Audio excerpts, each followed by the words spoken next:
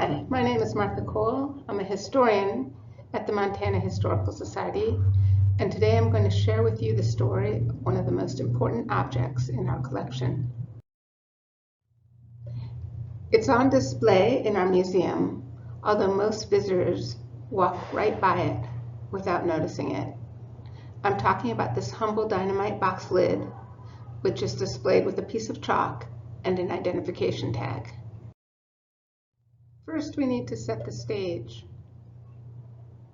By February 27, 1943, the U.S. had been at war for over a year, and on the home front, folks were doing all they could to support the troops.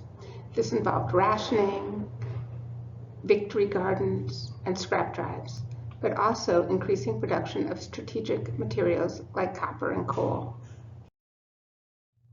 Now, in the mines, there had long been a push to get the rock in the box, but that pressure was even greater because everyone understood that we needed copper and coal to win the war.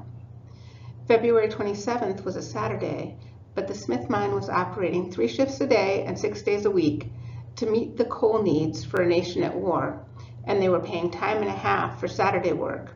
So that morning, 77 men entered Smith mine number 3 to begin their shift. Each miner had an identification tag, which they took from their hook in the change house when they went into the mine, and brought back and hung on their hook when they finished their shift. These tags were safety measures. You could tell who and how many workers were in a mine at any one time, and if the worst happened, as it did this day, they could help you identify the bodies. Emil Anderson's tag was number 15, and he had it on him an hour and 37 minutes after the start of his shift, which is when the explosion happened. One thing you need to know about coal mining is that it creates a lot of dust. That dust can spontaneously combust when it comes into contact with heat. Even more commonly, coal mine explosions are caused by methane gas buildup.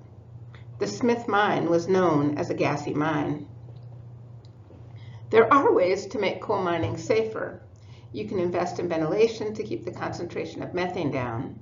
You can invest in rock dusting equipment to keep the dust down. And you can invest in electric headlamps. And rest assured that these existed in 1943. But they were not in use in the Smith mine. Instead, men were still wearing open flame carbide lamps. The fact is that safety measures cost money and often slow production. Got to get that rock in the box. Back to February 27th. No one knows exactly what caused the explosion in the Smith mine. What we do know is that only 3 miners, who were close to the surface, escaped. 30 men died instantly from the blast. That left 44 men below ground. Here's what you do if you're caught in a mine explosion.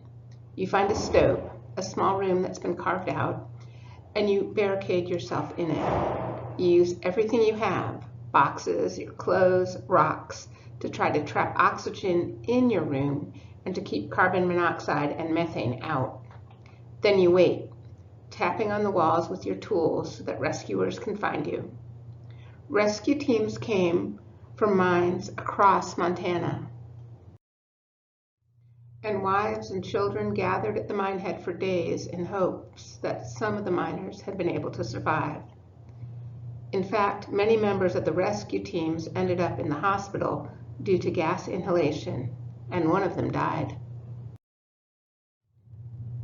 They did not recover any of the other miners, however, all of whom died within an hour or 2 of the explosion from gas inhalation.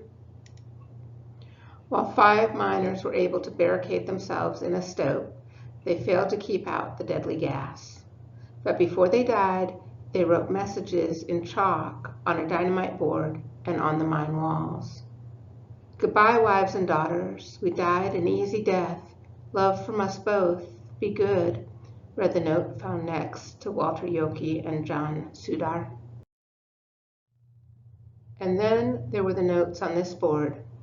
On one side, it lists the names of 4 men: Frank Paznish, Fred Rezborschek, John Sudar, and Walter Yockey. We tried to do our best, but we couldn't get out. On the other side is Emil's Message. It's 5 minutes past 11 o'clock. Dear Agnes and children, I'm so sorry we had to go this way. God bless you all. Emil, with lots kisses. The Smith mine disaster was the worst coal mining disaster in Montana history, but it was not an aberration. Explosions continue to occur in coal mines. In 2010, 29 men were killed in a non-union mine in West Virginia because of methane gas and dust buildup, the same things that killed these Montana miners in 1943. Emil Anderson's family wanted this tragedy and Emil to be remembered. They donated the dynamite box lid with his message, along with the chalk he used to write it and his identification tag, to the Montana Historical Society.